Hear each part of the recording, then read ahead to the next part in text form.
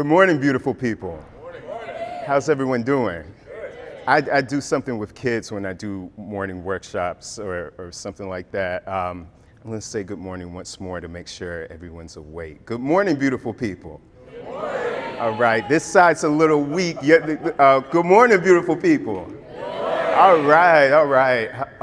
Thank you so much to Cody, to Creative Mornings, to The Signal, especially to Plus Coffee, because I really needed it. I was actually chugging it as Cody was introducing me so I could make sure I have that I'm 100% present and that I can share this information with you. If you will, everyone should have like a piece of paper and a pencil at your seat. If you don't have one, raise your hand. I believe everyone should have one. Everyone good? Oh, I see a couple of hands in the back. So this morning, we're talking about the theme of lost, whether that might be actually being lost, or whether it may be the loss of something or someplace or someone. I wanted to speak with you in terms where we could explore these things in different ways, and I'm essentially just going to tell you a few stories. And as I'm telling you these stories are about that theme of lost and how creativity can be a means of finding our way. So what we're going to do is imagine ourselves with some tools that are creative tools that we can use when we're lost, and maybe identify sometimes in our own work, in our own lives, in our own histories and experiences where we've been able to navigate and create ways of direction, and we didn't even realize what we were doing at the time until having that 20/20 hindsight. Is that cool? That good? Yes. All right. So as Cody graciously introduced, I'm an artist, a writer, and also with the lawyer thing, I usually like to say I'm a recovering lawyer. And that is, I'm still very much a lawyer, but when you go to law school, they basically teach you to think a certain way. They say they're going to teach you how to think like a lawyer. And really what you're doing is just reading centuries of mansplaining that you're then expected to learn how to read. You're basically taught how to be an expert mansplainer, basically, based on this idea of logic. But logic, when you're lost, logic doesn't always lend itself to that situation. So let's go back about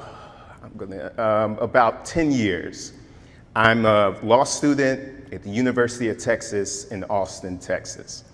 And I'm miserable. I spent my years throughout college trying to decide whether I was going to go to law school or film school. And every day it was back and forth. The only thing that was for certain was that I was going to go in debt. That was basically like the only guarantee. And the things that drove me to law, however, were that understanding of the world that I thought that lawyers had. Being able to see the way society works, being able to articulate the issues, being able to speak to injustice, being able to envision what justice should look like.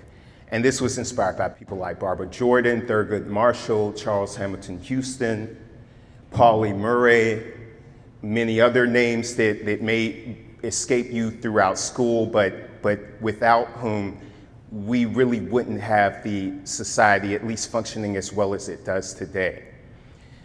And so I wanted to be able to understand the world the way Thurgood Marshall understood it.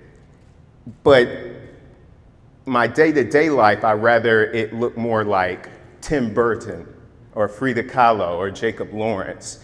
And so throughout college, I was like, what the hell am I going to do? Like, what does this look like to be able to understand the world one way and be able to express that understanding in another way? And I couldn't make a decision to be an artist at that time, at least the way I thought I needed to be an artist. So I went to law school like many other thousands of students and ambitious young minds across the world and across the country did. And I entered law school in 2008. And I remember sitting in the student lounge with the TV and one of the many anchors on CNN speaking about the recession, and going to my apartment and getting letters from law firms saying, unfortunately, we're not looking at hiring anyone at this time. And what they didn't include in the letters was that they were firing the associates they had. And so I'm at a point of about like 23 or 22, and I'm trying to figure out, okay, art is my heart. I wanted to like try to explore film or painting. I decided to go to law, which, I have that understanding of the world, but also it felt like a prudent and safe thing to do. And then I could, establish a base to maybe fund some creative ventures in the future. And now Plan B isn't even working. And all the while I'm in these classes with these heavy textbooks in Austin, Texas, which is, if you haven't been there, it's a magnificent city, beautiful music venues, incredible energies, and I can't really enjoy any of that because I'm having to study. And at that point, I felt very much lost in purpose. What does it look like? What does it look like to actually know where I'm going? And what am I going to do with these ideas and with these passions? What does it look like to actually have like a specific path? I thought leading up to this experience that it would be the A, B, C, D, path. I'm going to stay forward in law school 3 years, then make a left, take this bar, continue on, then make a right for this job, and then I'll arrive at some destination. But at that point, sitting in that apartment in Austin, Texas, staring at a textbook with all the words blurring in together, looking like the same thing, or the same issue over and over again, and having that feeling that everyone else knows what they're doing, or they're figuring it out, or they've been wanting to be lawyers since they were kids. But realizing that maybe I've been deceiving myself and not being forward about how do I pursue this passion. It didn't merely feel like I was looking at a fork in the road or multiple signs. It felt like I was just in complete darkness. What I'd like you to do at this point is take that piece of paper and take your pencil, and if someone were to give you a map to your purpose, what would the shape of that map look like? I'll ask that one more time. If you were to receive a map to your purpose, what would the shape of that map look like? And you can draw that as big or as small as you like. Don't overthink it.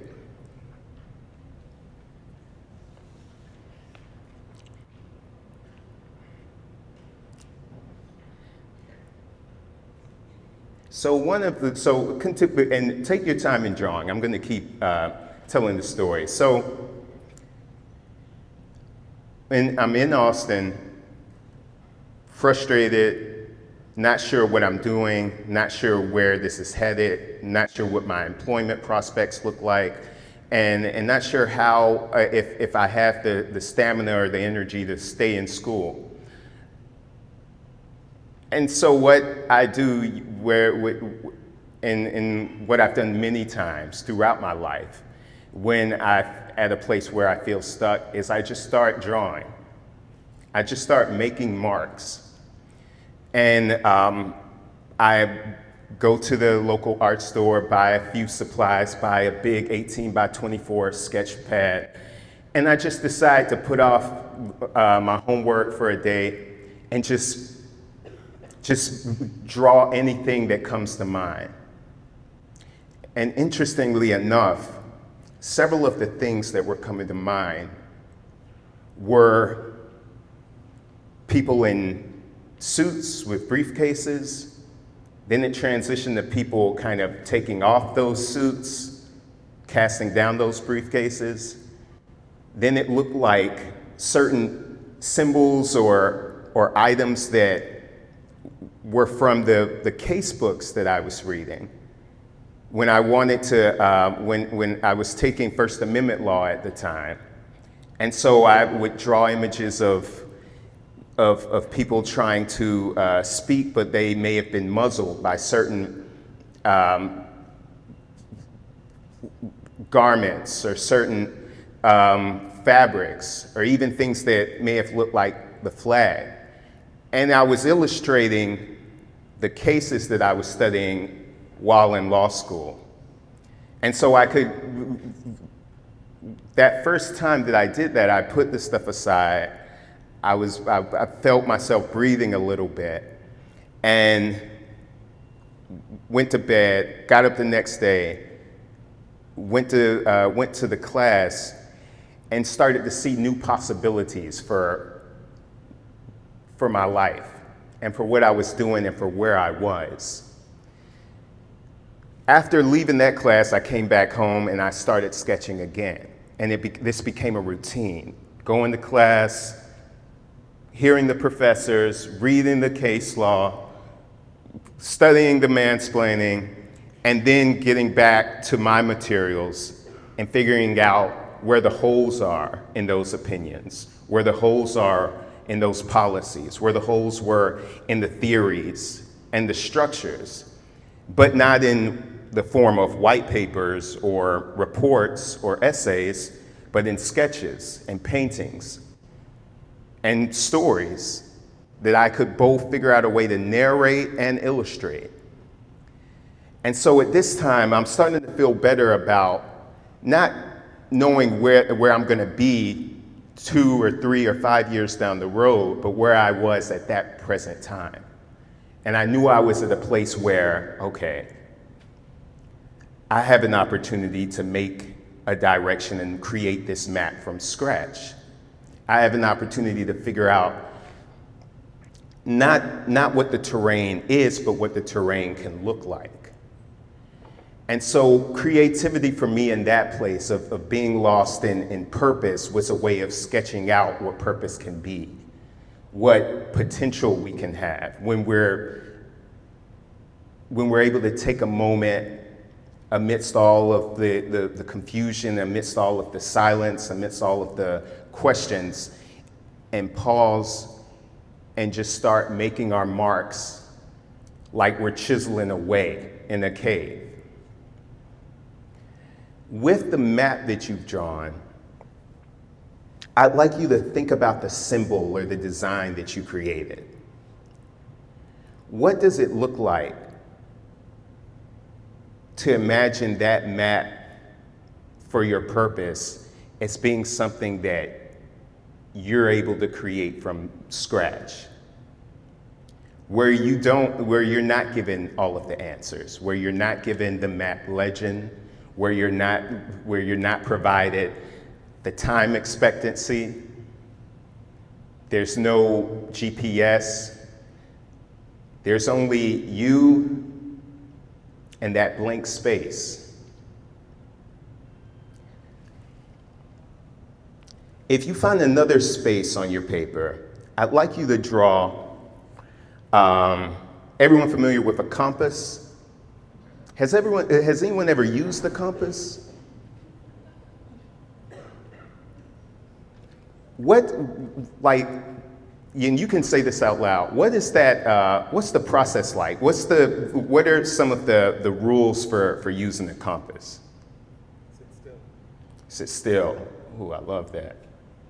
Of course the poet would say that. What else? We say that once more? Hold it level. What else? Say that once more. I love that. Get your bearings, find where north is. Find where north is. Stay away from metal. Stay away from, of course, absolutely. Stay away from metal. Know where you need to go. Know where you need to go. If you're just like playing with it and you don't really have a specific place in mind, that's critical. Okay, so what I'd like you to do is imagine a compass that helps you get to people. When we think about the technical use of a compass helps us get from one place to the other. But what does it look like to have a compass when you're navigating the crowd? When you're lost in a crowd of people? When you're lost in a crowd of personalities, of different identities, of different desires? What does it look like to know not only where to get to, but who to get to? If you will, take a few moments and sketch out a compass, and with that arrow, give yourself some creative and artistic liberty to design an arrow that will point you to the people that you belong with. This next story about being lost is about me trying to find my people. Some people like use that phrase, trying to find your tribe. And we're going to fast forward from law school, which I survived, thankfully. And this is just a few years ago, probably late 2014, 2015. I finished law school, took the bar, passed it. Now I'm working as a lawyer. And there were a lot of ups and downs in between that time, but one thing that was constant was that I was creating art. I was still working on this internal and external map of mine, trying to map out the places and map out the paths that weren't there before, and just sketch them out and figure them out as I go. With that process, I thankfully got into the position where I was able to work and pay some bills and be able to do the day job and then make art in the evening. But obviously I felt alone. And I felt like I was lost in a crowd of a bunch of work and a bunch of things that were happening that really didn't resonate with me. You ever see those movies and you get that shot of the individual at the cubicle or at their desk, and everything is going on, but then it kind of focuses on them, and they clearly don't vibe with the space. They don't seem to belong there. Are you familiar with that scene? So if you will, imagine me sitting at some desk, typing out some contract or reviewing some contract, and in my lower drawer I have a couple of sketchbooks on hand for emergency creative sessions, and day in, day out, it's just emails, it's just work, it's things that are of importance, but after work, I'm going home, I'm sketching, I'm coming back to work, I'm working with people, getting along, doing the thing, but I really didn't feel any sense of of community. And it feels like when you know there's a certain thing that, or when you're looking for a certain type of energy, or you're looking for a certain type of camaraderie, like it can be very obvious when you're not in that place, when you're not among those people, when you're not among those spirits. And what I was trying to figure out was, okay, like how do I find, what's the next step from having this map? How am I going to get to people that are also creating their own paths, are also creating their own ways, who know what it's like to be lost in the ways that I've been lost. And in the summer of 2014, my sister says, hey, let's get something to eat and after work, and after that we're gonna go to this poetry session. And I was like, a poetry session? Like, what exactly, do we need to write a poem? Do we need to be prepared? Do I need to make sure, like, I have something in advance? And she's like, no, it's like just something a friend invited me to. And so we're eating somewhere downtown, maybe on Market Street.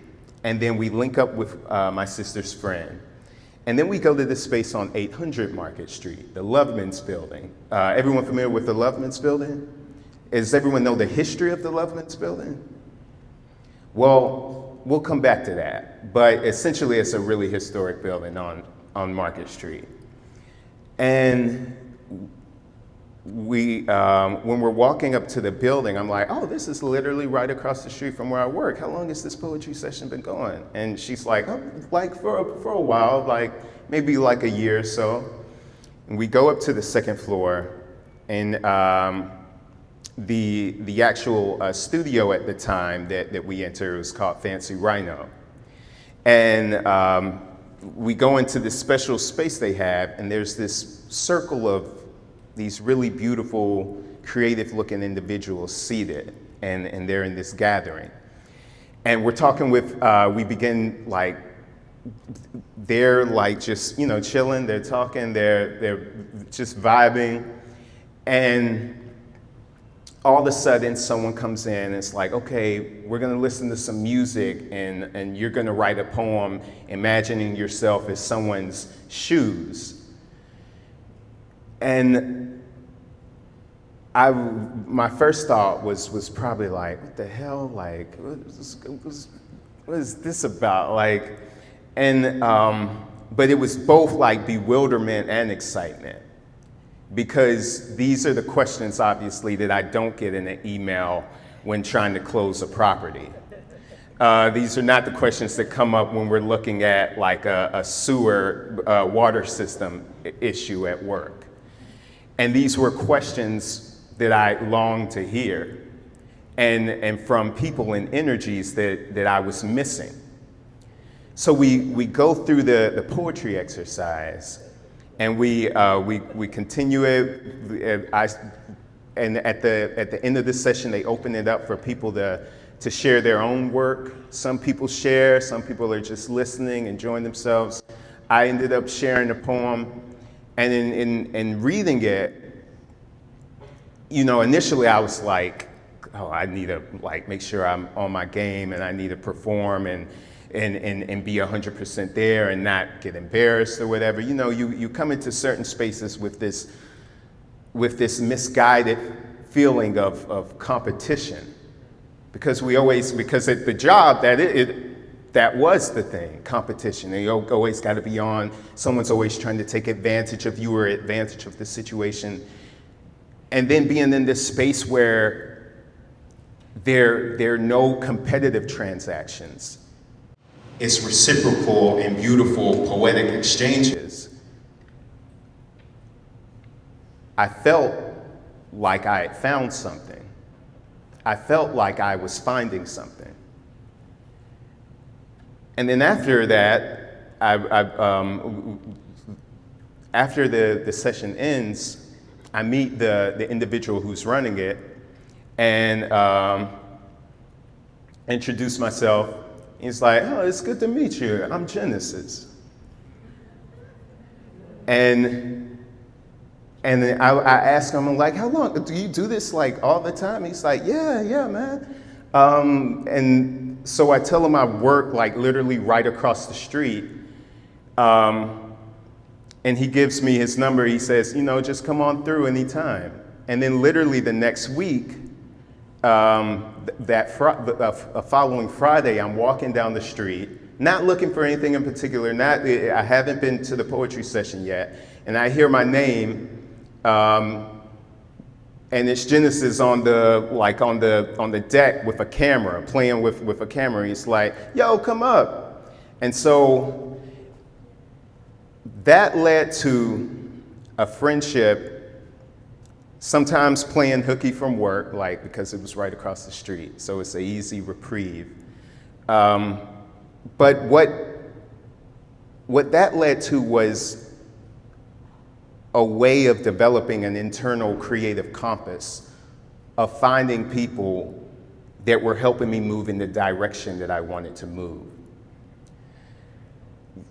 After several months of going to these poetry sessions, one day I get the nerve to ask Genesis, hey, what would it look like if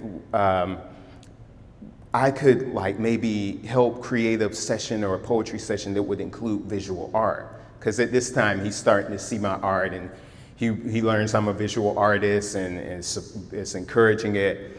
And I asked him, would he ever be open to me for helping to facilitate or, just dipping my toe in the water with helping to create a session that uses visual art as well as poetry.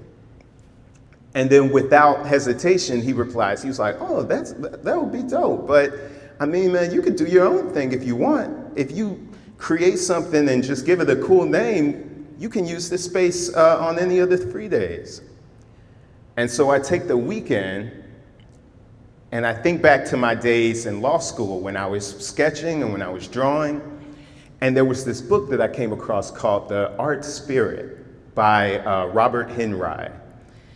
And The Art Spirit is basically just a collection of talks and speeches and letters from Henry to his students and friends. And he's just talking about the love of making art. And he has these beautiful meditations, but he essentially is explaining how the visual art, the beautiful things we see, those are the byproducts. Those are as beautiful and as important as they are, they're the byproducts. The critical thing is being at the moment of creating.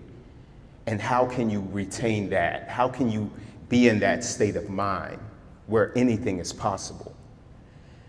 And so Robert Henry also had this group of artists called the Eight. They only had one art show, but their legacy is built on creating art for the sake of life, as opposed to just creating art for art's sake. And they decided, instead of trying to follow the artists who were famous in Europe, who were painting wealthy patrons, they would paint everyday people. They would tell these stories.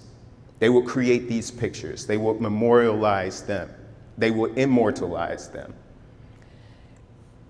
And so thinking back to that inspiration in law school that helped me get through and helped me make art and helped me make my map when I was feeling lost in purpose, and now finding people and trying to figure out a way to gather more of the energy and more of the people that inspired me by the work Genesis was doing, I thought of the idea of taking that group, the Eight, and the obvious fact that we were meeting in the Lovemans building on 800 Market Street, and created the 800 Collective, where we would gather artists and non-artists alike, regardless of your level of artistic skill. We would talk about issues in the community, issues in our neighborhoods, and make art based on those issues. Not in a grand scheme of trying to tell someone else's story, but starting with your own experience. How do you relate to inclusivity? That's as simple as a question of how many people do you get to cross that that have a different story or a different experience from you. And it doesn't take a beautiful portrait of these people. It can be a simple exercise. It could be a Venn diagram. And building on that, I've been blessed with finding my people, not only throughout Chattanooga, but in Houston, Texas, in New York, in Atlanta, in DC, all of these places where I've been able to do these workshops and do these sessions. And the idea is not that we're intent on finding a destination in these workshops, but that we're intent on maybe sharing a compass, maybe sharing our tools, maybe relating to how each other is lost or what we're looking for. At this point, if you'll revisit your compass, I'd like you to imagine a person that you're looking for with that compass. And you can write their name down, or if you don't know who they are, you can write a quality that they have. But what type of people do you want to be drawn to? What type of people do you want to follow? How can a compass be a tool for community? My last anecdote for you is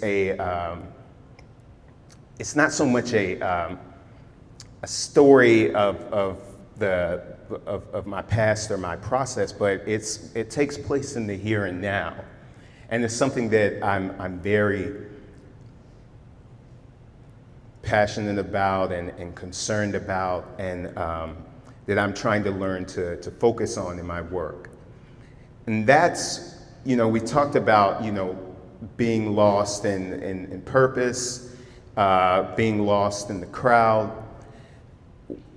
Now, at this point, I think a lot about how we're not physically lost in a place, but how a place might be lost to us, how we may lose spaces. What happens when a place is lost? And by that I mean specifically to creatives and people that really beautifully center creativity in their lives. What does it look like when we're a community, or we're a people, or we're a city or a region without a true place? If you will, I'd like you to imagine what a North Star looks like, and what your North Star personally looks like. And you can draw that. It can be the simple 5-point, or it can be a little more complex. It can be you can literally illustrate, it can be a Van Gogh star, take your time. So, what I mean by when a place is lost is when it's a certain way for a certain generation or a certain time. And then over time, things are supposed to grow. Things are supposed to mature. Things are supposed to evolve. But things aren't supposed to be lost.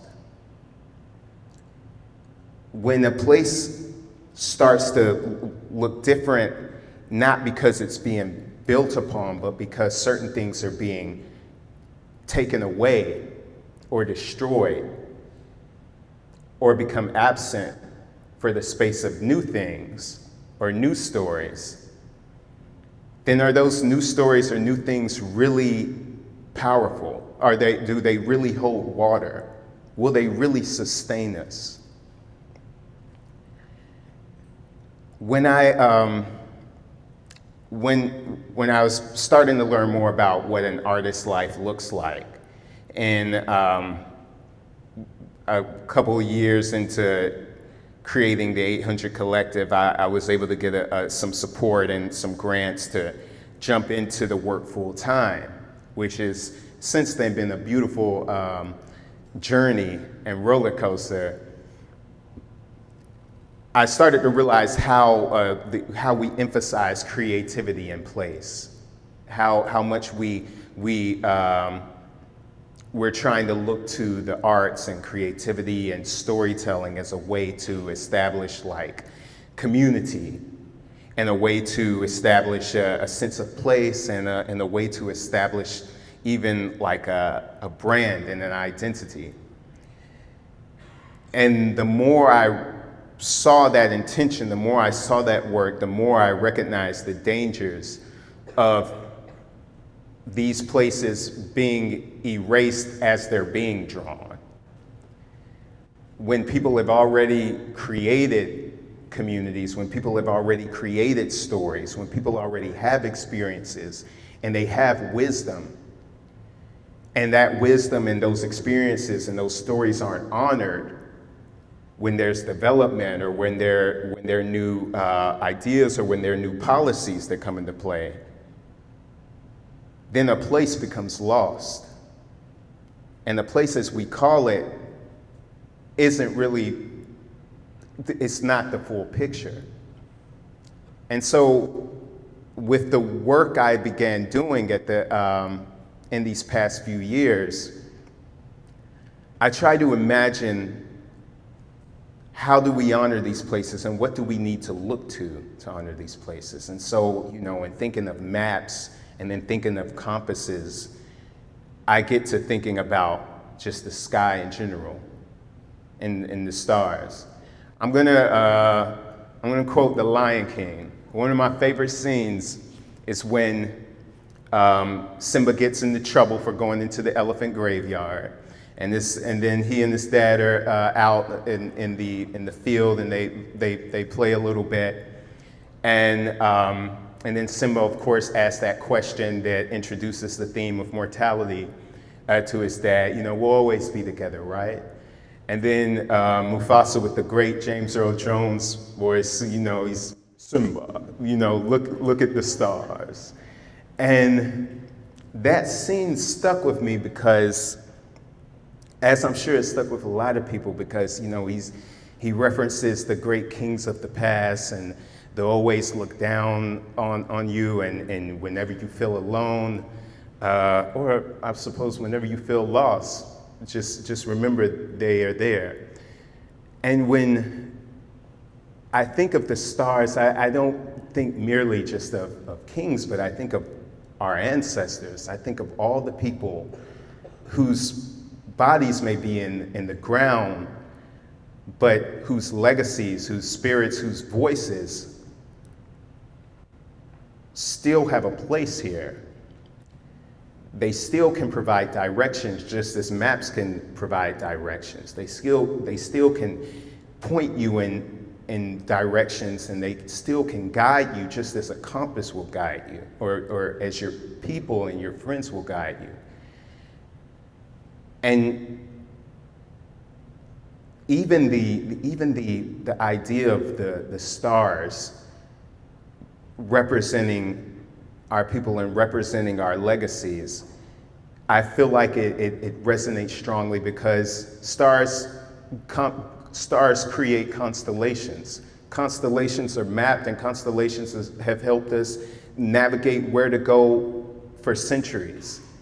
And when I think of our place, when I think of our city, when I think of our neighborhoods, and think of the things that we may be losing, whether there's physical spaces or whether there's stories, I try to imagine looking to those stars. As you're creating these stars on your pieces of paper, what does it look like to imagine those as specific voices? Not only of people you know, but maybe of people you don't know. Maybe people who have lived in the places or have walked the streets that we currently live in and walk. And what does it look like to excavate all the noise and find their stories, to center them in an inclusive storytelling platform, to recognize that at some point they were lost, and in their own ways they've helped make communities, they've helped make spaces, they've helped make directions. And as a whole, we can't get to the next place we can't be lost. We can't find where we're trying to go, or even enjoy the pleasure of being lost in the work that we want to do without first finding what's been done before, what's been honored before. In my work, I'm often thinking about, the famous writers that I admire, that I hope to emulate. Individuals like Lorraine Hansberry and James Baldwin, and musicians like Nina Simone, who are just brilliant, beautiful storytellers, and who also had convictions. And I think that in finding their inspiration, I've been very passionate about figuring out how to look at our community and how to ensure that we can not only see each other, but see each other's past and see each other's stories and experiences and legacies and where we're coming from, so that we can truly co-create a map that'll help us realize what Chattanooga can be and what it deserves to be. And I really appreciate your time. I'm so grateful that you've honored me with this opportunity to share space with you. And I guess I'll yield the floor to questions. Thank you so much.